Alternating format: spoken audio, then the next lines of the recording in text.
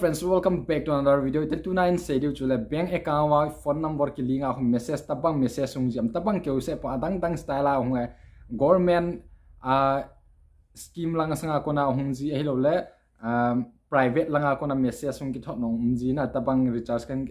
tabang hi kahin ki thun khilen hello le khat hi kina le bank langa kona hung ji na tabang chu tam ta ke su men tho chu ata ham zo ham itan tho chu ahunga le ip bol ngai wam iti ki van dam te wa hin se di je chana bula kona zone again hin ngai pon channel la than he lu sit and like share subscribe ni bot video no ken te ki pan masang kamin chula bunga hin ki pan ka video bula kona zone ke ni hin ngai pin hin let pe chen ki pa thu ken se na channel la than he lu sit and like share subscribe ni bot video no ken te ve direct pan ten cha he message wa lu I tan cha iti message hung ji ham chi government lang sanga kona government mina hung ki chem ho a chu iti hung ji ham tila hi customer, your account that number credit for rupees 33,270 on that view under gov yojana tin approve click tem website link khat pe na teng kon khat chu hi kina tu lai ta chi a hi ip ham tile message ta bang mama credit sum credit asang as credit hung lut na na message cha chi pa a kona chu hung lu transaction ti a kona chu hung lu nen ti a hung ki sin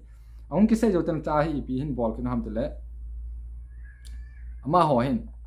a hin message kin no hena hin message wa he o alo boy hello he no he pa ne account wa chun sum ki thot khela sum ka thot go na ne account number khat ka mi khel ja chun account in ahung lu tai na ahung lu nin chu kyong ka boi wal ji ai lo ka pa dam lo ai lo ka nu dam lo ji na sum ka nei kham lâu cho na gạ lạ đi lâu cho na đinh hàm khana cả bị của nên ấy đâu là tia cho hin sei tiền là hay mà chứ cha chứ cái sum chú cái hin thọ cái hin cái thọ khi là na nằm bora cho trong lũ này lung sit tên ni hin la do pin ấy đâu ni hin pile en ti được ấy mà cha chứ nằm message song hung de nang qua mà na ta san thế na message song tiếng chỉ ra cho chú nu chú na hin thọ này lâu chú pa chú hin thọ nín dạng hi cái account mà chú na hung lũ này tia message song de message chu chu ip ham tile fake message na fake message hunga hin ai ma chu na eka ma na vet nga ya tia message hung mana chu nang mi su a hin thot he sum ka le thot he ti anaga thot ning di ai pon ne account na ki check ma masak nga na ne ki check lo wa le sum naga thot ki ta aman langa chu na don lo tai na aman he pha lo ta bang chu chu tu lai chi lai ta amasa ho chu i le ka sei banga chong he tu lai ma chi ki na hin chong he amasa screenshot video screenshot alu hi ta jong la tu la yong ta bang chi na la na ne ka wa chu chi jat credit ni hin chi namu na dinga chun chi website chi linga ha na chi a confirm na bol ngai na alo chi nami ngai chi na click ngai ten la bo chun ne ka wa chu hung lu ding approve na bol ngai na ta bang hin se yong mai the hin thot no mai the